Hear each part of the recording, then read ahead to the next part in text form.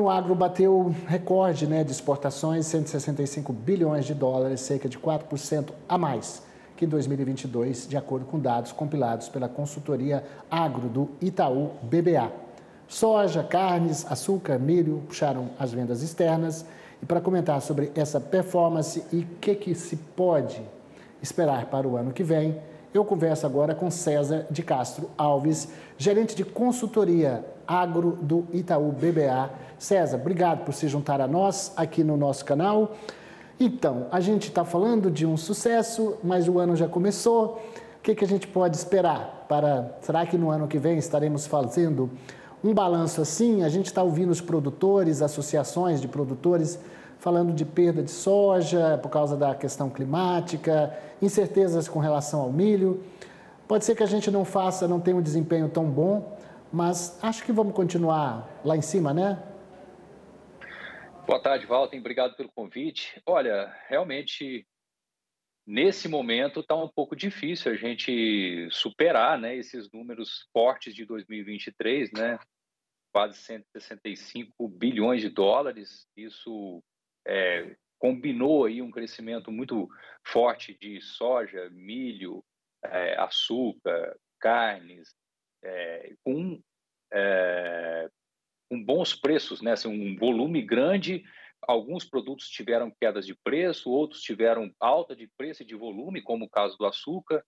Para esse ano, uma certeza que nós temos é que os volumes de produção vão ser menores. Então, o primeiro deles que já está claro é a soja. Muito se discute o tamanho, né, da safra como um todo, mas é certo que ela vai ser menor. Isso vai tirar um pouco do nosso potencial de exportação de soja, né? Exportamos em 2023 102 milhões de toneladas de soja. Então, assim, esse número deve ser pelo menos 90, tá? Talvez menos que isso. Vai depender muito, né, do fechamento, da safra, de estoques, né? Tem uma série de questões aqui. Então, volumes tendem a ser menores. Esperamos também menos produção de milho, né? Já foi um pouco afetada a primeira safra, mas principalmente a safrinha está muito em aberto, deve ter algum atraso no plantio, vai estar sob efeito do El Niño, e no segundo semestre aparentemente volta uma laninha. Então, está difícil, né, esse ano as perspectivas de produção superarem, né, em muitos casos, o ano passado. Alguns produtos, sim, pode ter alguma melhora. Acho que destacaria aqui o café, o açúcar, talvez um pouquinho também a mais. Também estamos otimistas com as proteínas, mas sim um momento de mais cautela, né? Em alguma medida, pode ser que os preços subam e compensem esses volumes um pouco menores, tá? Não temos visto isso aqui até o momento ocorrer, né? Especialmente porque, diferentemente de anos anteriores que nós tivemos problema no Brasil e também na Argentina, dessa vez os nossos vizinhos vão muito bem. Então, isso tem impedido a soja de recuperar, né, preços, então, até aqui. Então, a gente precisa ver o fechamento aí, mas sim, realmente, pode ser que esse ano desça um pouco, tá? Ainda assim, deve ser um resultado muito forte, tá, para a balança comercial também.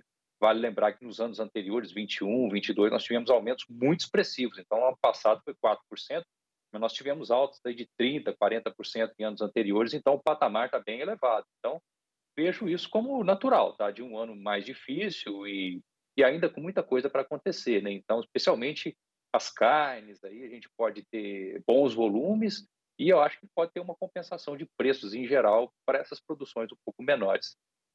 Essa é uma expectativa também do setor. A gente acompanha as preocupações, mas imaginávamos que nos Estados Unidos pudesse ser uma coisa terrível, não aconteceu. Costumamos dizer aqui que a montanha acabou parindo um rato.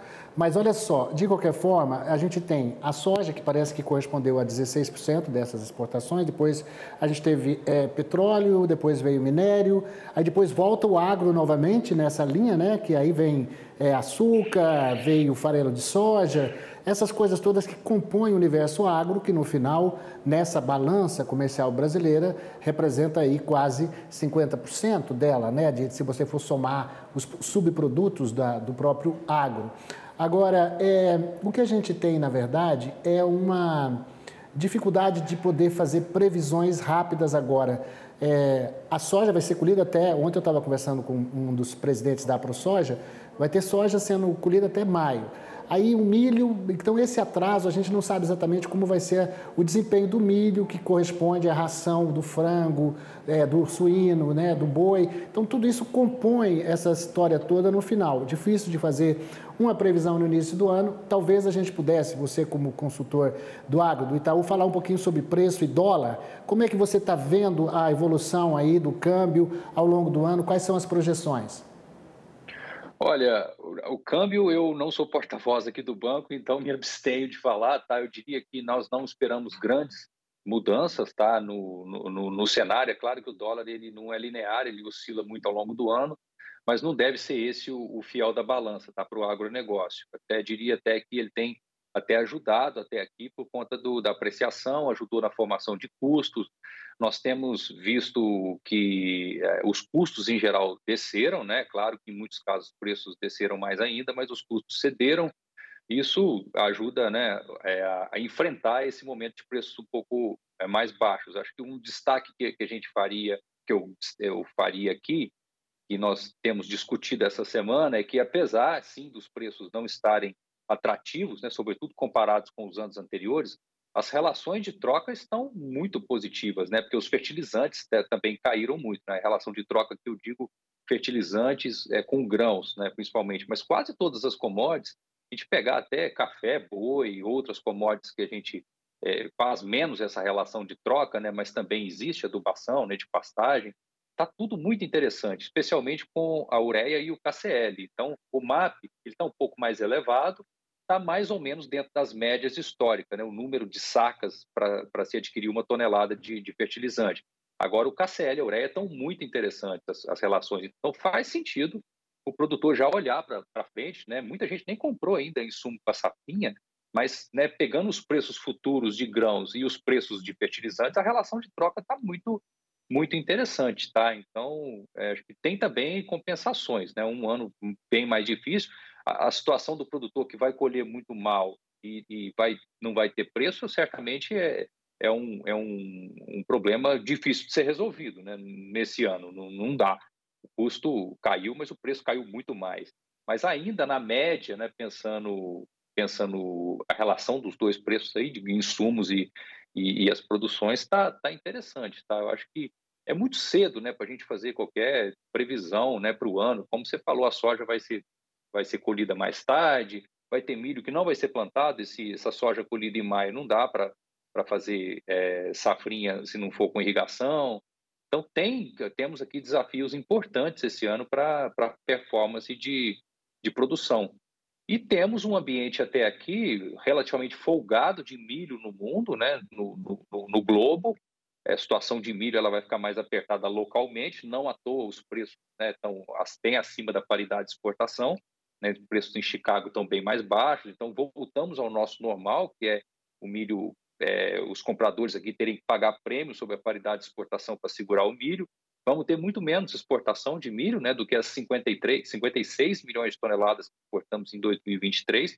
Então, isso tudo deve trazer alguma correção de preços e, mas é muito cedo, tá, para a gente quantificar as safras, né, e principalmente o desempenho agregado do ano aqui e as exportações. César, então para finalizar, eu queria. Você tem algum comparativo sobre a busca de crédito? Se a gente for fazer uma comparação de um ano atrás com agora, que foi anunciado esse plano safra, para essa safra que estamos colhendo, de mais de 400 bilhões, então foi realmente recursos gigantescos, recordes, mas eu não sei se houve interesse do produtor em termos de questão climática e mesmo juros. Que comparação você fala levando como exemplo o Itaú? Olha, eu não tenho esse número para te passar, tá? O que eu posso dizer é que os produtores estão, esse ano de 23, né, que se passou, no começo do ano os produtores ficaram muito na defensiva, né, com uma incerteza econômica, o que viria, e isso combinou com os preços em queda. Dessa vez, mas que as produções, de modo geral, foram boas no ano passado. Agora a gente tem uma situação um pouco pior, que o produtor está super afastado, né, da comercialização, e eu diria até muitos, né, vão precisar de ajuda, né, vão colher muito menos, vão ter que renegociar contratos, isso tudo já tá acontecendo. Então é um momento, acho que, de cautela, A gente sabe que o agronegócio é assim, né? Vale dizer que também que nós estamos vindo de bons anos, né, em termos da combinação aí de preços e produções. Ano passado os preços não estavam bons, mas nós colhemos muito bem. Então agora acho que tem um momento de uma certa arrumação, né, de casa, e observar o cenário, né? Tem, acho que, é, elementos que justificam alguma correção das cotações, mas eu acho que tem que ser cuidadoso, né, em apostar em grandes viradas aí, grandes altas, porque o problema no Brasil tá mais localizado aqui, né? No mundo todo, a soja sim tem um balanço mais apertado, mas o milho não. E a Argentina vem muito bem, tá? Isso é o que tem temperado aí os mercados e dificultado uma reação dos preços, né? Tá certo. O César, eu agradeço muito sua participação aqui no AgroTarde, sempre convidado para a gente poder bater papo e informar o nosso produtor rural, você que é gerente de consultoria agro do Itaú, esse grande banco, parceiro também do Homem do Campo. Obrigado pela sua participação aqui no AgroTarde. Obrigado, foi um prazer.